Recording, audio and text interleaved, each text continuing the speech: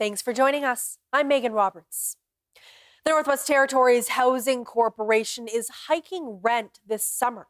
It says current rates don't match average rates in the territory. Advocates and employers worry what the steep price increase will mean for tenants. Jocelyn Chappelle has our top story tonight. Housing NWT will be raising rents hundreds of dollars this August. They say it's so that their market unit rates match territorial averages. The average monthly rent in the territory is one of the highest in Canada, at around $2,000. One renter in Tulita says their rent is increasing over $300. And a Northwest Territories tenants advocate says she's heard from some renters who will see their rent go up even more, over $400 in some communities. Lisa Thurber is the founder of the Tenants Association Northwest Territories. August is going to hit, and it's going to hit people really hard, especially the single moms, the single parents out there cannot take this hit. The changes will apply to renters in market units and not subsidized housing.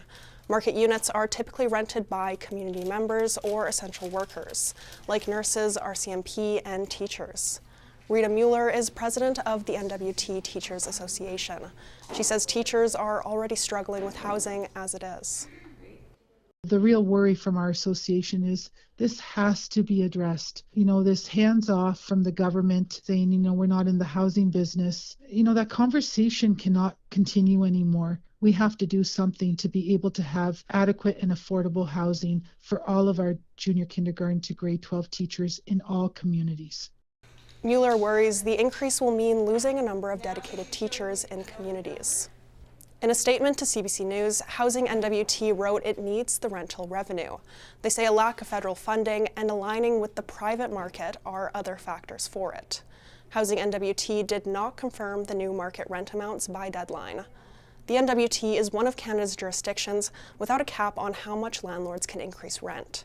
Currently, half of Canada's provinces and the Yukon have rent increase limits.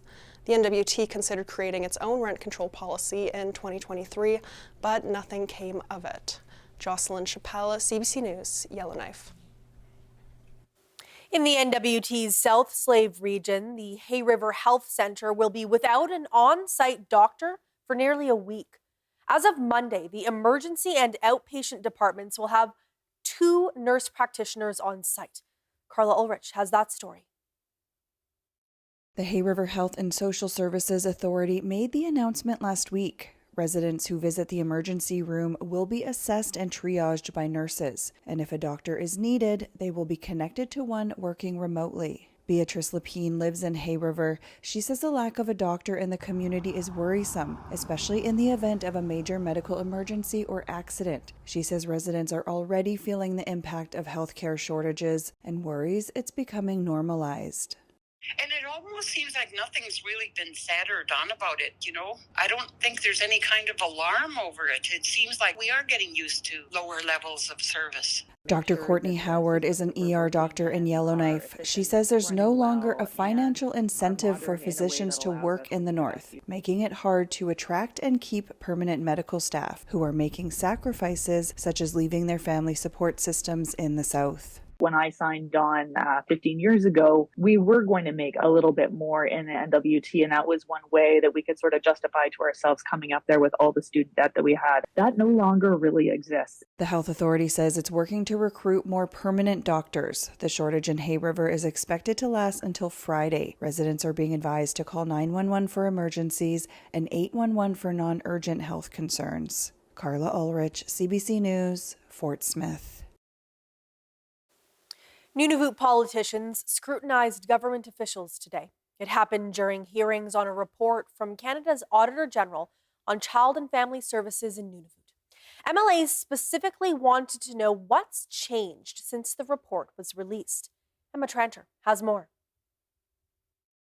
It's been 2 years since Canada's Auditor General released its audit of Nunavut's Department of Family Services, and 2 months since they released a follow-up report. Now, MLAs had the chance to question top government officials on what's been done to respond to that scathing report, which says the department is in crisis. Family Services Deputy Minister Jonathan Ellsworth says they're working hard to fix a broken system, and the department has frequently fallen short of its duties. It has an 80-step plan to address the AG's report. It has restructured its wellness division to improve services and is recruiting Inuit staff and training them on a new case management system. MLAs urged Family Services to expedite efforts to protect children and youth and told departments they should work together, especially around sharing data on children in the territory. The Auditor General is expected to release another audit of Family Services within 2 years. The hearings wrap up tomorrow. Emma Tranter, CBC News, Yellowknife. Elections Canada has apologized to voters who weren't able to cast a ballot in Nunavut on Monday. Residents in several villages say polling stations closed early or didn't open at all. On Monday, Elections Canada said bad weather affected the transportation of staff and it struggled with local recruitment. According to Makovic, the legal representative of Quebec's Inuit, 9 of 14 villages had to get polling staff flown in from outside the region. In a statement to CBC News, Elections Canada's chief electoral officer says over the last 3 years, the organization has made it a priority to remove barriers to voting for Indigenous electors. Elections Canada says the shortcomings in Nunavut emphasize the importance of that work and that it remains. It's reviewing what happened and will publish the findings. Meanwhile, voter turnout in Nunavut and Nunavik in this year's federal election was once again below the national figure. Around 37% of eligible voters in Nunavut cast a ballot, and in Nunavik, about 46% of those who could vote went to vote. Across Canada, about 68% of eligible voters cast ballots in the election. NDP incumbent Lori Idlout won back her seat in Nunavut. She's just one of 7 NDP members that were elected. That's down from 24 seats when the last parliament dissolved. This is the worst showing in the NDP's history, and it leaves the party's MPs with some tough conversations ahead. I spoke earlier to Lori Idlout about what she'll do next. Dungasugi, thank you for being here. Megan, thank you for having me. It was a pretty close vote in Nunavut. So as you were watching the numbers come in, what was going through your mind? I was remaining hopeful right from the beginning. I was in the lead, and I never lost my lead throughout the evening. So I remained hopeful for sure. The NDP didn't perhaps have the results that they were looking for as a party. I'm wondering what conversations you've been having and what conversations you're looking to have with the NDP about how to move forward after this election. Yes, I've definitely had several conversations with those that were not re-elected. They become my friends. And definitely the ones that were re-elected, we are definitely preparing to have some difficult conversations, some challenging conversations. But I still sense a great sense of hope with my colleagues, knowing that we still have a minority Liberal government, and we feel like we'll still be able to use our power to get more for Canadians. Yeah, I mean, even with the current projected 7 seats, the NDP could still tip the balance for the Liberal minority government. With that being said, though, would you ever consider crossing the aisle to join the Liberal Party? I've been asked that question so many times, even during campaigning, even before the election was called. And it is something that is quite difficult for me to consider, knowing how the Liberals have failed Nunavut and the North. We see that in the gaps that we still experience, there's still too many people with overcrowded housing conditions, people living in moldy homes. There's so much aging infrastructure. So if I do consider it, it will be a very difficult decision-making process for me. Yeah, I can imagine it would take some soul searching because I'm sure there's a reason why you chose the NDP as opposed to any of the other parties when you were considering becoming a politician and choosing this path. I wonder if in your conversations with your NDP colleagues, if they're being asked the same question and how people are kind of reflecting at this time of uncertainty. Yes, with those that have been reelected, we are definitely in constant contact with each other, and we're choosing to be in solidarity and to keep each other informed of whatever developments that might come our way. How do you picture, if you're choosing to stay with the NDP, how do you picture helping to forward the goals of Nunavut from that weakened NDP position? How do you picture that path? The conversations we need to have with the Liberals is to remind them that they still need us, that they won't be able to pass anything without the NDP, and that we're the preferred party to work with when it comes to making sure that laws that we create are ones that will work for Canadians, especially Northerners, as well as ensuring that more investments come to the Arctic, especially during these current geopolitical environment. So definitely to remind them that they will still need the NDP to pass anything. I'm curious as well if you've considered or already had conversations with the other Northern MPs. They are both members of the Liberal Party, but surely the three territories have some shared goals in terms of getting funding for Northern infrastructure. Are those conversations you've had or are planning on having? I haven't had conversations with those two other territories as of yet, and I do congratulate them. I know that this was a particularly difficult campaign, so I do look forward to working them if the time comes. Okay. You know, after an election is always a hard period, right? It's a lot of work, it's a lot of going. You have many things to consider, considering what happened with the NDP during this election. So just from a personal perspective, what will you do over the next couple of days? I'm having conversations with my colleagues. I also need to set up my office here in Iqaluit.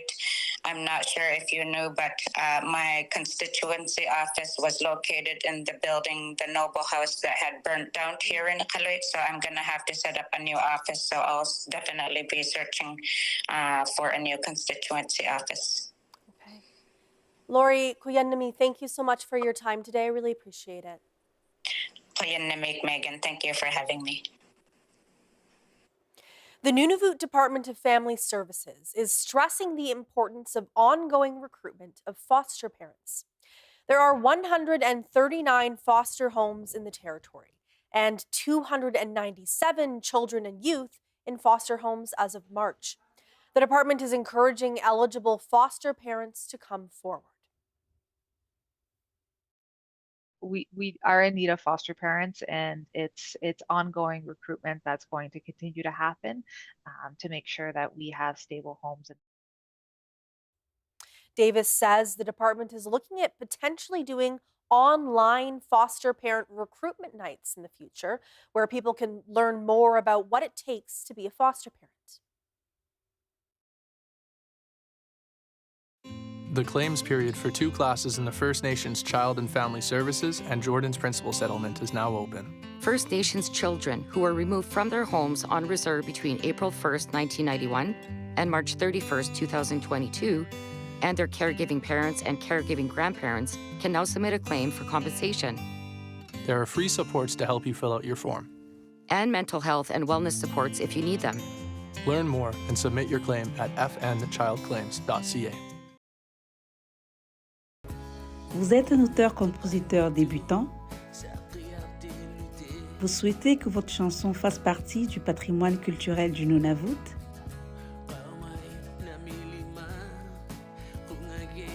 Célébrons 10 ans de composition de chansons en Inuktitut avec les thèmes de cette année, Piruksatilunga et Inuit Sanasimayangit.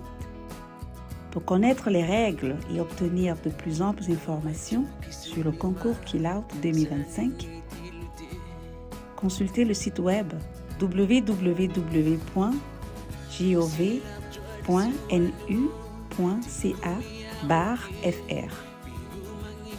La date limite de dépôt des candidatures est fixée au 5 mai 2025.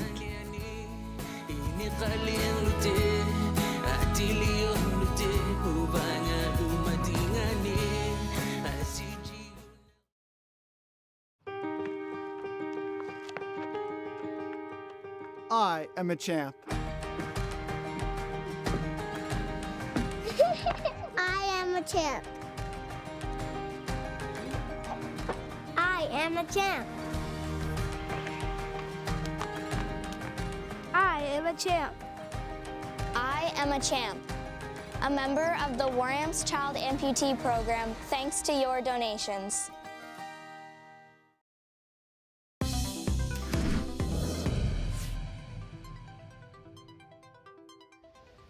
The Yukon River broke at Dawson City just after 11 a.m. today. Now, people living in West Dawson will have to wait for the ferry before they can cross into town. That usually happens in May. Many residents gathered along the dike to watch the ice break and flow down the river, a sign that the long winter is finally giving way to spring. And in Hay River, Northwest Territories, the town is preparing for ice on that river to break up. The process of breakup can be treacherous, and many residents are on edge. The community dealt with devastating flooding in May of 2022 because of ice jams during spring breakup. Then, in May 2023, the community evacuated due to a wildfire near the Catlo-Deche First Nation. In preparation for possible future fires and floods, the town hosted an emergency preparedness meeting on Tuesday. I think maybe the biggest thing is just the unpredictability and how things are so drastically changing from one year to the next, and just that there's such a heightened importance of investing resources into emergency preparedness and mitigation systems. Smith says the town provided forecasts for floods and wildfires at the meeting, as well as information about how residents can be prepared. Protesters gathered at the Whitehorse Emergency Shelter today. They say the shelter operators are not following their own guidelines. The shelter is run by the nonprofit Connective Support Society. Its policy states that drugs and alcohol are not permitted in the building. But protesters say substance abuse is rampant inside and drug transactions are common. The protest was organized by the First Nation of Nacho Dun, which says Connective must be replaced. But the organization recently actually had its contract renewed for 3 more months. The Yukon government says it needs the extra time to finalize long-term plans for the shelter. The Yukon's coroner has investigated 12 deaths of unnatural causes in connection with the shelter since 2020. It's official, parking fines and bus fares in the city of Whitehorse are increasing this summer. Whitehorse City Council passed 2 bylaw amendments this week. Gabrielle Plonka has the details. Right now, a parking ticket in Whitehorse will only set you back $25 or $10 if you pay before the end of next day. Those fines haven't changed in years, so they're lower than most Canadian cities. City Council voted to raise the fines on Monday night by amending the traffic bylaw. Starting this summer, parking fines will be $40 or $20 if you pay early. A handful of other traffic violations are going up too, and meter hours will be longer, from 8 a.m. to 6 p.m. All of that goes into effect on July 1st. Council also voted on Monday to increase bus fares, but not by as much as was originally planned. On July 1st, it's going up to $3. That's a 50-cent increase. Council wants to raise the fares incrementally, so they could go up to $3.50 next year. Both bylaw amendments passed unanimously. Gabrielle Plonka, CBC News, Whitehorse. New figures show the Canadian economy shrank slightly in February. The GDP fell 0.2% after rising 0.4% in January. Economists say bad weather and the trade war with the U.S. are to blame. The CBC's Kyle Bax looks at how people are adjusting to uncertain times. New comics arrive at the Silver Snail, ready for store shelves. What's missing are customers. When people are tightening up their weekly budgets, trips to the comic store is one of the first things that gets cut. Sales are down 15% since the trade war with the U.S. began. Some products are impacted by tariffs, while with others, it's not yet clear. For now, it's hard to guard against price increases, causing a real headache. Is creating really an inability to plan anything long term because we just don't know where things are going to be at. We don't not knowing how much products are going to actually cost. New figures show the economy began to freeze up in February, a small 0.2% drop in GDP, partially due to the snowstorm and the start of trade tensions. It's likely the beginning of what's to come for much of this year, assuming tariffs remain in place. We don't think there will be outright contractions, at least not quarterly consecutive contractions, which would normally be called a recession. We don't have that in our base case. We don't expect a lot of growth from the Canadian economy from the second quarter pretty much to the end of the year. U.S. economic numbers were also weak, leading to a drop on the stock markets. A change in consumer sentiment is noticeable as many are being cautious with their wallets. I'm more cognizant for sure. I am comparing prices a lot more, looking for a deal on different apps and things. At the Silver Snail, the hope is the warmer spring and summer weather will bring more customers swinging through the doors. Kyle Bax, CBC News, Calgary. And inside that, is there an easy way to see?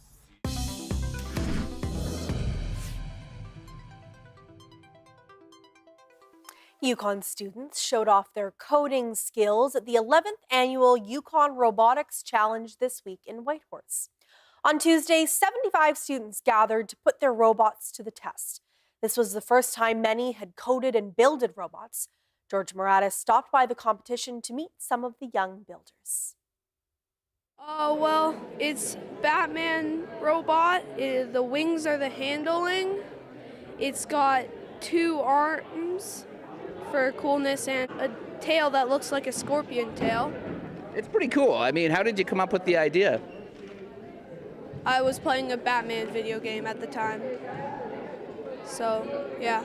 And does the Batman robot work? What does it set out to do? The challenges it set out to make a windmill win, move a triangle, get a bio block to its delivery, and electric, and there's one more I'm forgetting. Oh, surprise, which is the motion sensors. And is it working? Yeah, well, some of them. Well, we added wings because we thought it would work well as handles. And we just thought it looked cool. And did it work? Kinda, yeah.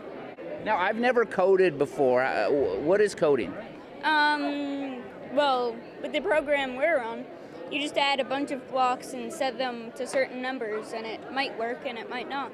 Well, it's my first time. I just tried, and then I was like, I understand it better, the blocks than the other two. So then Sam helped me a bit, one of them, but it was mostly me, and I just tried it out, and it was fun. Well, for this, it's we have a site, and then there's some blocks that you can put, and they act in different ways. So let's say I have 2 wheels, and I say go up in 5 inches, and then it'll do that.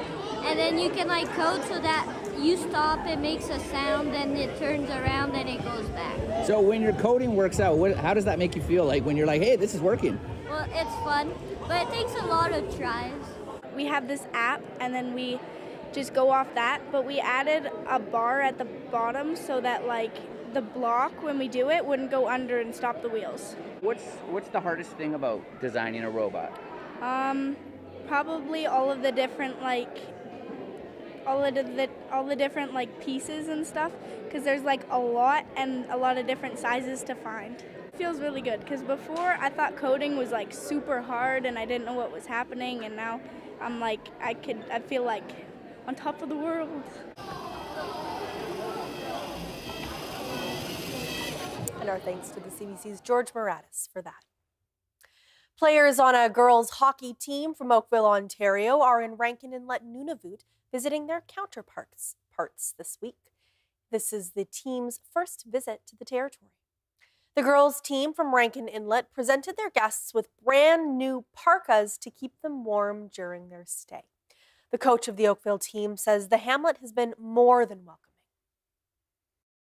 They've been treated so well, it's incredible. The families got together and made parkas for the girls so that they could be warm enough to be here, and you can see that the girls think they're in a fashion show. They're so impressed and amazed by everything. Kira Donnie is one of the exchange students visiting Nunavut for the first time. She says Rankin Inlet reminds her of the Maritimes. I really like it. I think my first impression is it reminds me of Newfoundland with like the colorful houses and stuff. I also like how like a lot of people are outside. The girls have had a packed schedule since they arrived. With the help of locals, they've gone sliding, fishing, snowmobiling, and ATVing. Now let's take a look at the weather.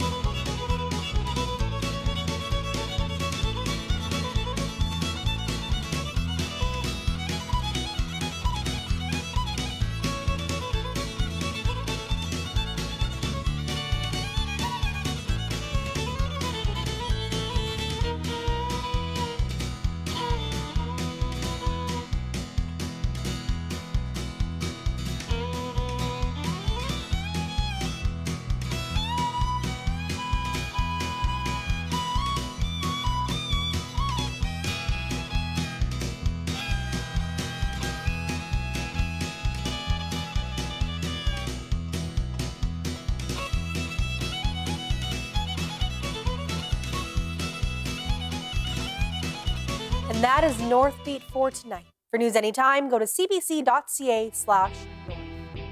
Thank you for watching. I'm Megan Roberts. Have a good night.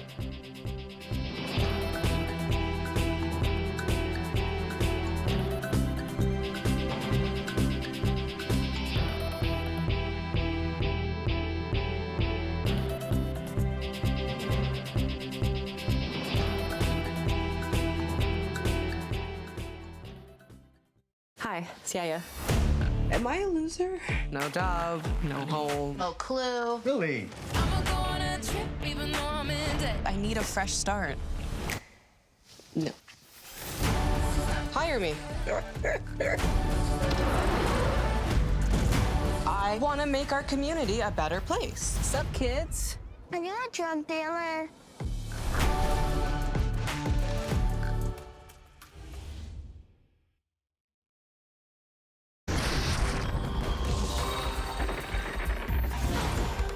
How can any of this be fair? Now, you might think, hey, we just need more doctors, but that's not really it. Russian scheme here.